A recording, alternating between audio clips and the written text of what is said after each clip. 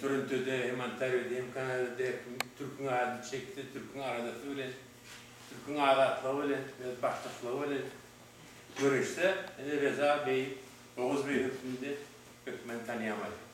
Evet. Çok sağ olun. Hamınızı salamlayıram. Ondan sonra hatmen Çaryar Bey'den teşekkür ediyorum ki sizi ve bizi bir yere yığmış. Ben önceki programlardaki Məftungulu Firaqinin adına olmuş. Onlardaki danışıklarım YouTube'da vardı. Onları tekrar eləməyəcəyim oradaki danışıklarımı. Onlarda da demişəm ki, Çaryar Bey'den mütləq təşəkkür eləməliyik buna. Niye? Çünkü bir işin baisi olmak çok önemlidir. Yani birisi öne düşmek çok önemlidir. Yoksa herkes her yerde, rahat yerlerde danışabilir. Azerbaycan'da bir mesel var, diyorlar ki, geceni oduna giden çok olur. Gece oturarlar kürsünün başında qovurqa yiyerler, diyorlar ki, yarın giderim, sabah odunları keserim. Ancak o birisi durar, öne düşer, diğer bu işi biz yapacağız. Ya yaxçı yapar, ya biraz az yapar, ya çok yapar. Her halde o işi görer ve eleştirileri de canına alır. Budur mesela. Çaryar Bey o insanlardan, o şahslardan biridir.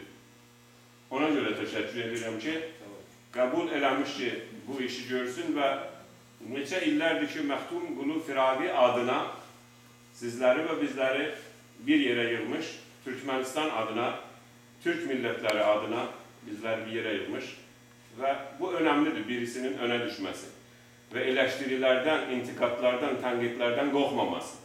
Çünkü iş yaxşı olar, yaxşı olmaz, biraz yaxşı olar, pis olar, fark etmez. Yol yeden ayağa daş değer.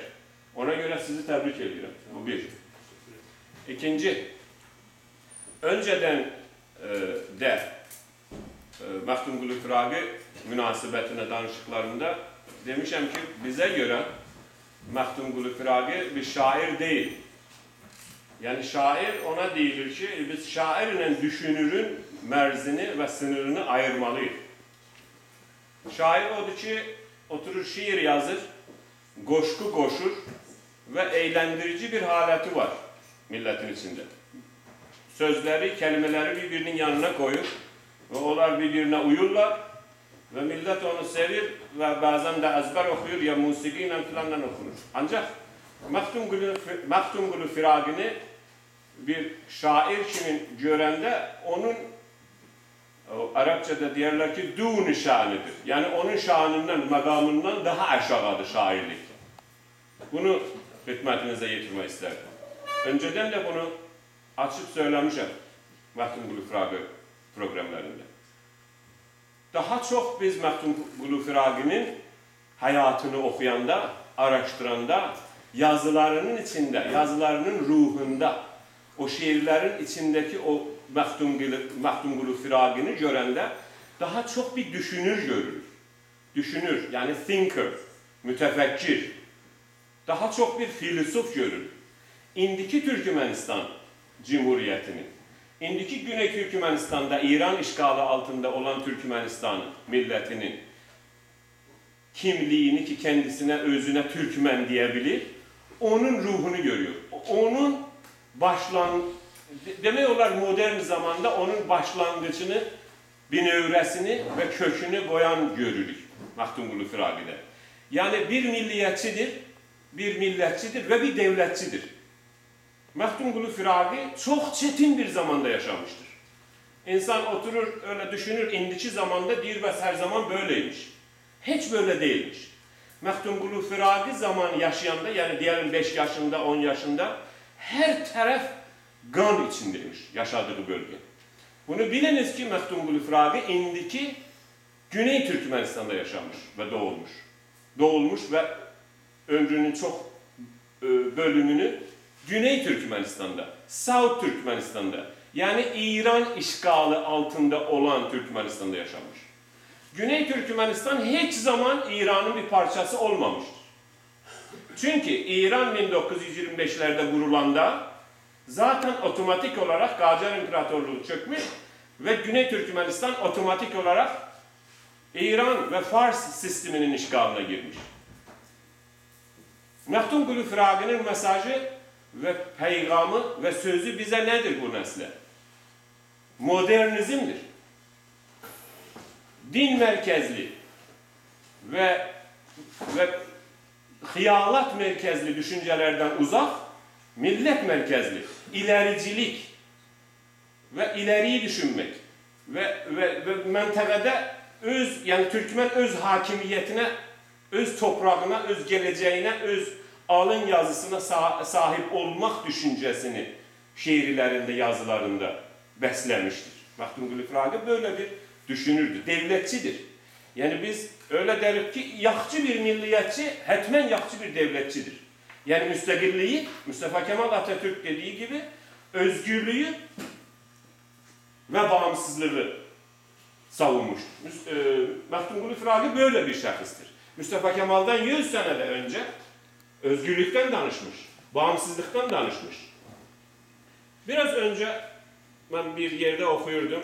Diyor ki Trump gitmiş Suudi Arabistan'a. Orada çıkış ediyor, danışır.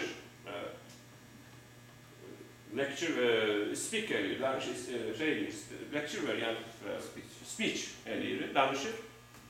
Bakırıq görürük ki, yani o görüntü gösterir ki bir Trump'ın kanımısı oradadır. Bir de Trump'ın kızı oradadır. Ondan sonra hamı erkektir maşallah. Yani kadın yok. Halbuki burada olan herkesin bağlı olduğu bir kadın var. Bir kızı var, bir annesi var, bir bacısı var, bir hanımısı var. Məftungulu Firaqi o zaman modernizmin o ilk hatta Fətəli Axundzade'den daha önce modernizmin teyarının başlayıcılarından biridir, başlayanlarından biridir. Ki her yere erkek kadınıyla gitmelidir. Şimdi o kadını onun bacısı olabilir, annesi olabilir, hanımısı olabilir. Biz Məftungulu Firaqi'nin modernist ve ilerici düşüncelerini indi benimsemeliyiz. Yani Məftungulu Firaqi bir şairiydi, çok güzel şiirler yazmış maşallah, çok güzel. Bırakalım gidelim, böyle değil. Onun yolunu düşünmeliyiz, eğer ciddiyiz bu meselede. Zaten bir milletin teknisyenleri, düşünürleri, mühendisleri, iş yapanları ve bir başarıya yetişenleri az olanda o milletin şairleri çok olur. O bellidir. Niye? Çünkü o istedikleri amaçlara yetişemez, amaçlarını ve isteklerini neye dökecek? Kelimelere, şiirlere. Halbuki her milletin şairi var. Şair yani okeydir. Şair yazmak, şiir yazmak okeydir. Ben de aşinayım çocukluğumdan şiirin, edebiyatına. Ancak bir milleti ileriye itmek için, ileriye götürmek için düşünürler lazımdır. O milletin inciniyerleri lazımdır. O milletin modern teknolojiye götürecek insanlar lazımdır. Ona okullar lazımdır, ona medreseler lazımdır, ona sistem lazımdır, ona devlet lazımdır. Məftungulu Firaqi bu yolu bize gösterdi. Türkmen milletine. Məftungulu Firaqi oturup başka milletlerin hayalatlarından ürenmiş ve onların ürüntüsü olarak kitapları, şiirleri, hikayeler, emsal hikemi dinlerden getirip onları okumamızı ve rahat yatmamızı tavsiye etmemiş. Milletleşmeyimizi, birleşmeyimizi ve devletleşmeyimizi tavsiye etmiş Məftungulu Firaqi. Sözümü Güney Azerbaycan İran işgalinden kurtulsun ümidiyle, Güney Türkmenistan İran işgalinden kurtulsun diye ve bütün Fars olmayan milletlerin İran işgalinden kurtulsun diye ümidiyle bitiririm. Sizin hövsəlenizden çok teşekkür ederim. Gene de başımı o büyük insanın ve o büyük insanın düşüncelerinin önünde eğirəm. Çok teşekkür ederim. Sağ olun. Çok sağ ol Ağaracığım. Çok sağ ol. Diğeri de